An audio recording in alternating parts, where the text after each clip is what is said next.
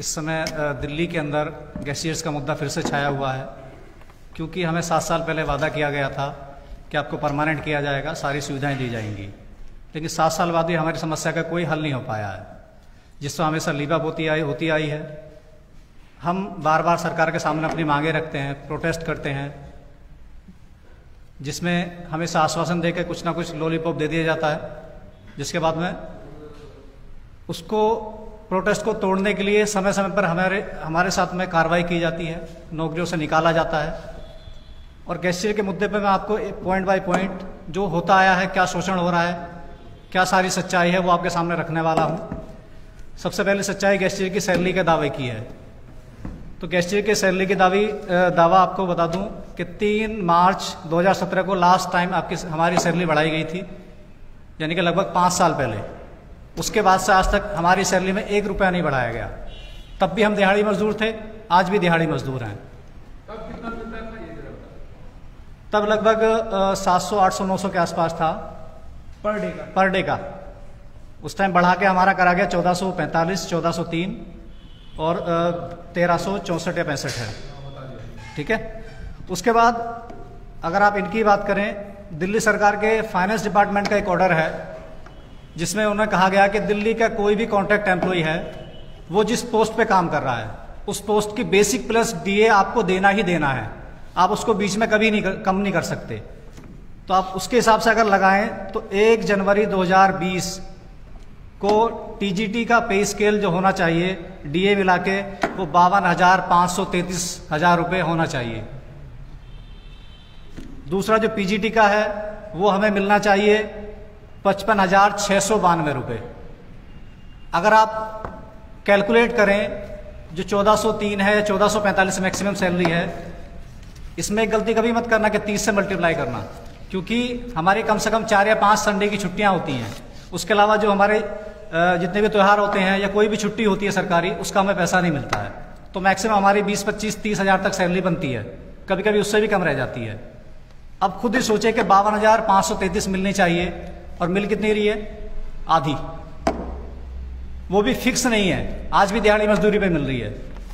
तो सरकार कहती है कि हम दे रहे हैं, वो तो हमारा आधा पैसा दबाए बैठे हैं पिछले 5 साल से। उसके बाद आते हैं सुप्रीम कोर्ट का 2016 का एक ऑर्डर था, सेम वर्क सेम पे, सभी को पता होगा शायद।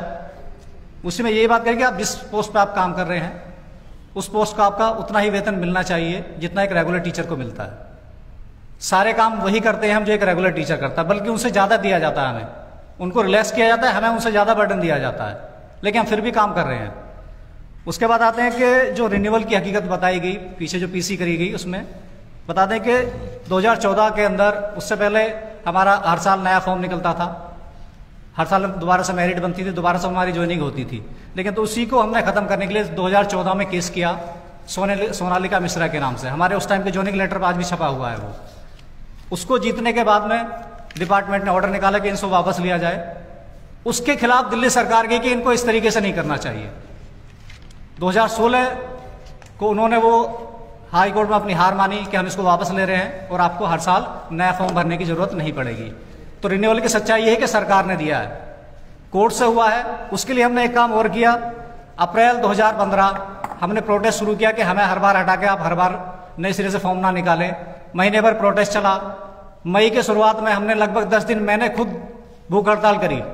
तब उस टाइम पे 13 या 14 मई को हमारा ऑर्डर निकल के आया कि आपको जो सेम बेच है आपको वैसे ही रख लिया जाएगा। तो रिन्यूअल की जो हकीकत आपको बताई जाती है या बताई गई है, वो सच्चाई से बहुत परे है। उसके बाद आते हैं कि हमारा प्रोटेस्ट हुआ, सरकार हमसे नाराज हुई। नाराज होती है, पता नहीं क्यों नाराज होती है। हम उन्हीं के तो बच्चे हैं, नाराज होना नहीं बनता इसके लिए। उसमें क्या करा इन्होंने? उस टाइम तो कुछ नहीं किया। उस टाइम के बाद 21 अप्रैल 2016 मुझे ऐसे एलिगेशन लगा के स्कूल से निकाला गया कि जिसको आप सोच नहीं सकते। एक मिनट जरा मेरा वो देखना। उसमें लगाया गया कि मैं पुअर परफॉर्मेंस है, मेरा ऑफिसर के साथ में बहुत बैड बिहेवियर है, स्टूडेंट से मैं अच्छे से बात नहीं करता हूं। जबकि 5 साल में उस स्कूल के अंदर रहा, मेरे खिलाफ एक सिंगल कंप्लेंट ना किसी टीचर ने, ना किसी गार्जियन ने, ना किसी ऑफिसर ने करी। तो आप सोच सकते हो कि किस हद तक ही गिर सकते हैं। उस टाइम हमने प्रिंसिपल से बात करी, वो कह रहे कि सर ऊपर से ऑर्डर है। तो उसकी स्टिंग ऑपरेशन मेरे पास आज भी है, चाहे तो मैं आपको शेयर कर दूंगा। हमने पूछा कि सर नाम बता, कि नाम नहीं बता सकते, ऊपर से ऑर्डर है। ऊपर कौन बैठा है? एक ही आदमी है, शिक्षा विभाग का मुखिया, जो हमारे माननीय शिक्षा मंत्री मनीष सिसोदिया जी हैं, वहीं से सारे ऑर्डर जारी होते हैं। इस टाइम भी वही किया जा रहा है कि स्कूलों में टीचर्स को धमकाया जा रहा है, गेस्ट टीचर्स को, कि आप प्रोटेस्ट में पार्टिसिपेट ना करें। उसके लिए पूरा इन्होंने डायरेक्टरेट का इस्तेमाल किया हुआ है, चाहे उसमें डायरेक्टर हो, आरडी हो, डीडी डिस्ट्रिक्ट हो, डीडी जोन हो, चाहे वो एचएस हो। उनको धमकाया जाता है कि आप इन पर कार्रवाई नहीं करेंगे तो हम आपको निकालेंगे। अभी 2 साल पहले भी हमारे नोटिस दिए गए थे स्कूलों से निकालने के लिए, फाल्स नोटिस बिल्कुल, कि इनको नौकरी से हटाए, नहीं तो फिर ये कुछ ना कुछ प्रोटेस्ट करते रहेंगे। समस्या प्रोटेस्ट की है, क्योंकि उसमें एक्सपोज होते हैं। आगे हम इसी को थोड़ा और आगे बढ़ाते हैं। मैटरनिटी लीव की सच्चाई जो आपको बताएगी कि सरकार ने बड़े आराम से दे दी। तो आपको बताना चाहिए कि हमारी बहन अनुराधा जी थी, जिन्होंने 2015 में कोर्ट मूव करा, कैट कोर्ट हमारा है, माननीय कैट कोर्ट, 2 साल तक लड़ते रहे। उसमें सरकार की तरफ से कौन आता है? डिपार्टमेंट आता है। 2 साल तक कोर्ट में लड़ते रहे, फाइट करते रहे, कोर्ट ने ऑर्डर करा, तब जाके इन्होंने उस पर मैटरनिटी लीव देने का प्रोविजन किया। तो आप खुद ही सोचो सच्चाई किधर है, कि एक महिला, हमारी साथी, हमारी बहन कोर्ट में 2 साल लड़ती है उसी काम के लिए, तब तो ये देते नहीं है। जब कोर्ट ऑर्डर कर देता है उस पर वाहवाही लूटने के लिए हमने कि ये प्रोविजन कर दिया। उसके बाद आगे चलते हैं हम, कि गेस्ट टीचर कितने खुश हैं, ये बताया गया। उनको क्या क्या काम करवाए जाते हैं, क्या क्या कार्यक्रम स्कूलों में चलाए जाते हैं, ये आप सभी को पता है कि स्कूल के अंदर जो भी प्रोग्राम होता है वो सरकार के लिए होता है, ना कि किसी एम्प्लॉय के लिए होता है। सरकार अपनी वाहवाही लूटने के लिए हर काम करती है, चाहे वो समर कैंप हो, मिशन बुनियाद हो, EMC की क्लासेज हो, या ये आपके बिजनेस ब्लास्टर हो, कुछ भी कोई भी प्रोग्राम चलता है वो हमारे लिए नहीं चलता, वो उनको अपनी वाहवाही लूटनी होती है। तो ये एक तरीके से बिल्कुल धोखा है कि हमारे लिए कोई प्रोग्राम चलाया गया कभी।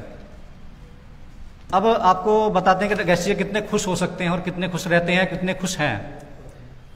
हमारी जॉब आज तक फिक्स नहीं हुई है, पिछले 7 साल में या 10 साल में आज तक भी हम इस डर में जीते हैं कि आए दिन कोई ना कोई रेगुलर टीचर हमें हटा देगा। PFC लागू होगी तो हमारी पोस्ट कम ना हो जाए तो हटा दिया जाएगा। हटाने के बाद में साल भर हम डिपार्टमेंट के चक्कर काटते हैं, तब जाके हमें किसी को ज्वाइन मिल पाती है, किसी को नहीं मिल पाती है। उसमें भी आपको बता दें कि अभी 17 जून 2021 को एक डिपार्टमेंट का ऑर्डर आया था, जिसमें हर महीने 15 तारीख तक जितने भी टीचर रिलीव हुए हैं उनको वापस ज्वाइनिंग दे दी जाएगी, हर महीने की 15 तारीख। जून 2021 में बहुत सारे हमारे लगभग 2000 साथी रिलीव हुए। ये हमारी जॉब सिक्योरिटी की सच्चाई है। उनमें 4 महीने बाद उनकी लिस्टें निकाली गई। मतलब शिक्षा मंत्री का खुद का शिक्षा विभाग उनके खुद के ऑर्डर को फॉलो नहीं करता। अब सोच सकते हैं कि हमारी हालत क्या होती होगी। हमें प्रिंसिपल कहते हैं कि आप तो गेस्ट टीचर हैं, आपको कभी भी हटा सकते हैं, इतना सम्मान दिया जाता है। मतलब कभी भी किसी को धमकी दी जा सकती है, वर्बली कुछ भी बोला जा सकता है, और हम कुछ नहीं कर सकते, क्योंकि हमें डर होता है कि हम कच्चे कर्मचारी हैं, हमें कोई भी निकाल सकता है। उसके बाद हम आज भी दिहाड़ी मजदूरी पे काम कर रहे हैं, कोई फिक्स सैलरी नहीं है, खुद के ऑर्डर इनके फॉलो नहीं किए जाते। 4 साल से 1 रुपया नहीं बढ़ा है। सुप्रीम कोर्ट का ऑर्डर होने के बाद भी सेम पे सेम वर्क आज तक हमको नहीं दिया गया है। तो बड़ा हाथ जोड़ के निवेदन है शिक्षा मंत्री जी से कि हमसे संवाद करिए, बात करिए, जो भी समस्याएं बैठ के सुलझाते हैं। आप अपने लोगों से तो मिल लेते हो, जो आपके खुद के वॉलंटियर हैं, जिनकी सच्चाई मैं अभी बताने वाला हूं आपको, जिनके लिए PC करी गई, हमारे साथ बैठी, जो भी समस्याएं सुलझाते हैं। लेकिन संवाद तो करिए। आप तो संवाद से भागने का काम करते हैं। आप हमारे साथियों में से गेस्ट टीचर को बहकाकर, उनको प्रलोभन देकर अपनी PC कराते हैं, अपनी वाहवाही कराते हैं। इस बारे में LG से हम शिकायत करने वाले हैं, LG साहब से, कि कोई सरकार किसी प्राइवेट ऑर्गेनाइजेशन को कैसे कोई संस्थान यूज करने के लिए दे सकती है। खुद उनके ग्रुप से मैसेज सर्कुलेट होते हैं कि PC है, सारा मीडिया बुलाया जाता है, उनके खुद के ऑफिशियल ट्वीट से YouTube चैनल से उसको लाइव किया जाता है। मतलब सारी चीजें गवर्नमेंट खुद प्रोवाइड करे कि हमारी वाहवाही करिए। रही बात कि सिद्धू जी के हमारे उसमें पार्टिसिपेट करने की, हम शिक्षक हैं, सिर्फ हम अपने मांग के लिए बैठे हुए हैं, हमारा खुला मंच है, कोई भी आ सकता है। आप आइए, हम तो आपको बुलाते हैं, आप खुद नहीं आते, दूसरे आ जाते तो आपको समस्या हो जाती है उसमें, चाहे वो कोई भी आता है। फिर हम हमारे ऊपर ठप्पा लगा दिया जाता है कि हम ये कांग्रेस के हैं, BJP के हैं। इससे पहले BJP के बताते थे हमें, अब कांग्रेस का ठप्पा लगाएंगे कि कांग्रेस के हैं। ये अरे समस्याएं आप क्रिएट कर रहे हो, वादा आप कर रहे हो और इल्जाम हमारे ऊपर लगाया जाता है। अब आपको पीसी में जो लोग बैठे थे उनकी थोड़ी असलियत आपको बता देते हैं। ये जो बीच में बैठी थी, आप जानते हो शायद, भानुप्रिया जी, दिख रहा होगा आपको। आयरन लेडी को विशेष की जा रही है। इनकी शादी में पूरा मंत्रिमंडल उठ के पहुंच जाता है। ऐसा क्या रिश्ता है? ऐसा क्या रिश्ता है कि इनके, अभी बताएंगे, वो भी गेस्ट टीचर हैं, इनके शादी में पूरा मंत्रिमंडल, पूरी सरकार उठ के पहुंच जाती है। ऐसा क्या रिश्ता है इनके साथ में? और हमसे ऐसी क्या दुश्मनी कि हमसे आप मिलने तक नहीं आते? हम आपके घर के बार बार 8-8 दिन बैठे रहते हैं।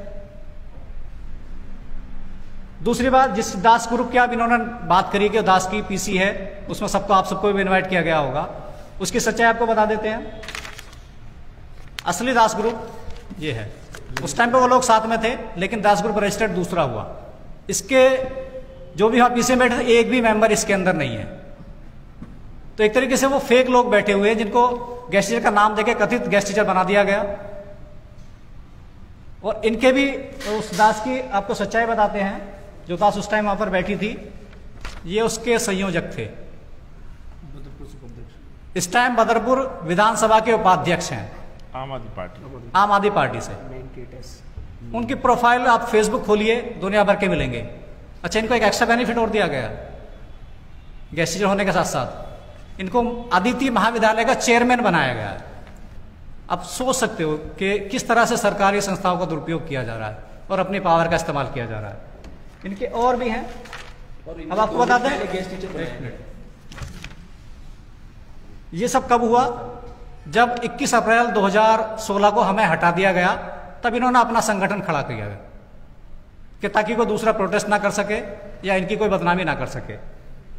उसी संगठन की एक सच्चाई और है कि ये प्रोटेस्ट करने एलजी हाउस तो पहुंच जाते हैं और सपोर्ट क्या कर रहे हैं? पूर्ण राज्य का दर्जा।